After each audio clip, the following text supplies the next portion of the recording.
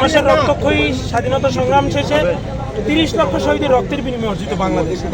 এই বাংলাদেশে কোনোভাবে রাজাকারদের হম্বিতম্বি আস্ফালনকে বাংলাদেশ ছাত্রলীগ কেন বাংলাদেশের সচেতন তরুণ সমাজ গ্রহণ করবে না, সহ্য করবে না।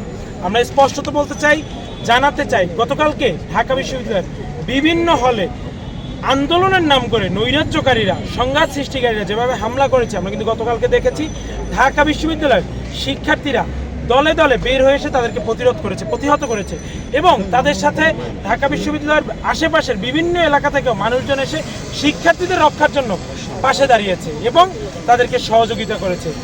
আমরা বলতে চাই, আমরা কোনো প্রকার কনফ্রন্টেশনে যেতে চাই না, আমরা কোলাবোরেশনের মাধ্যমে দেশের শিক্ষা প্রতিষ্ঠানগুলোতে শিক্ষার সুষ্ঠু পরিবেশ বজায় রাখতে চাই।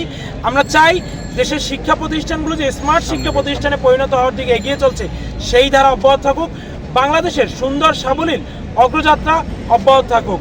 এই বাংলাদেশে শান্তির পরিবেশকে অশান্ত কার্যকলাপের মধ্য দিয়ে যারা বিনষ্ট করতে যাচ্ছে তাদের উদ্দেশ্যে আমরা সতর্ক বার্তা দিতে চাই যে আপনাদের এই কার্যক্রম বাংলাদেশ মেনে নেবে না, বাঙালি কখনোই মেনে নেবে না, সচেতন তরুণ সমাজ মেনে নেবে না।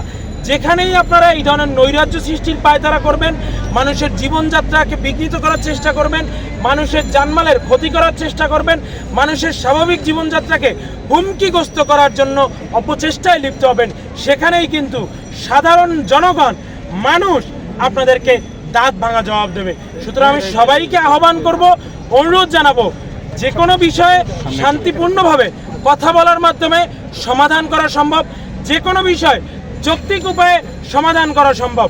তবে এর মানে এই নয় যে দেশবিরোধী কোনো অপশক্তির, দেশবিরোধী কোনো চক্রান্তের এদেশের মূল ভিত্তি মুক্তিযুদ্ধের বিরুদ্ধে গিয়ে আপনারা কোনোভাবে এই দেশকে মুক্তিযুদ্ধের আদর্শ থেকে বিচ্যুত করবেন, আর সেটি এই বাংলার মুক্তিকামী মানুষ মুক্তিযুদ্ধের সপক্ষ শক্তি মেনে নেবে, এটি ভাবলে আপনারা ভুলের স্বর্গে বাস করবেন।